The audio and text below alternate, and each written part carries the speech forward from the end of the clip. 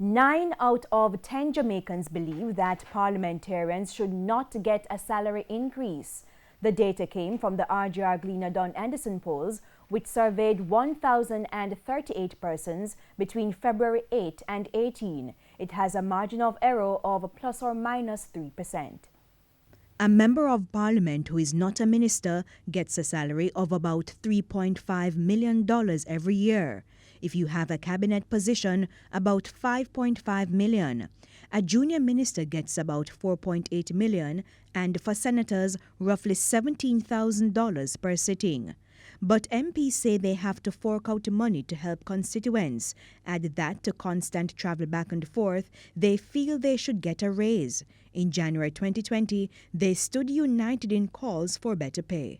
When I became member here, I didn't know what the salary was, For a couple of months, I was really dealing with what I was earning as a lawyer. When I heard that the salary was, I nearly died. Chicken feed, of course.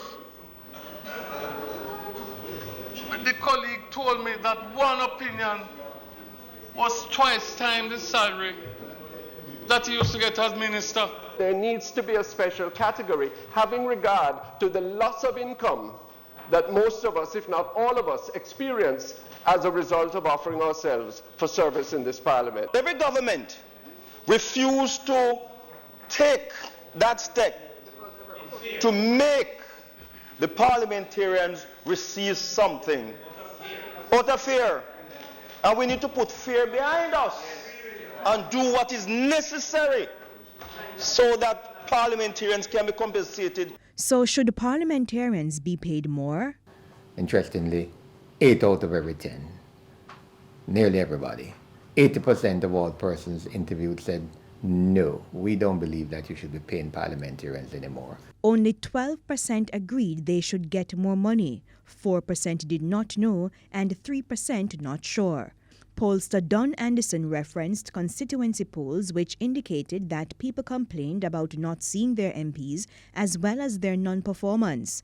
Mr. Anderson also pointed to another poll done about 6 months ago, which point to the perception that there is a high degree of corruption within the political system and amongst politicians.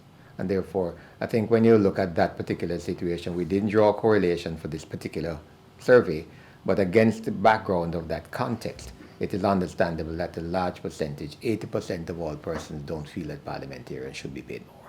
Of course, there's the other side of the coin, the argument that is quite often held, that if they're paid more, then perhaps there'll be less need for seeking to earn income otherwise. There's that theory. In responding to concerns raised by MPs in January, Finance Minister Dr. Nigel Clark said by December 2020, Cabinet will get a report reviewing the compensation structure for the public sector. He insisted that the government consider the interests of all public sector workers. It is our duty to address their concerns at the same time we addressed our own. And putting ourselves at the head of the queue would be to the detriment of the social cohesion that is so important to the functioning of Jamaica. In the meantime, 9 out of 10 Jamaicans believe parliamentarians should declare their nationality. 7% did not agree. In the 2007 general election, the question of dual citizenship was a hot-button topic as news surfaced that several MPs had sworn allegiance to countries that were not part of the Commonwealth. Under the Representation of the People Act, such persons cannot sit in the House of Representatives. The MPs later renounced their foreign citizenship and by-elections were held.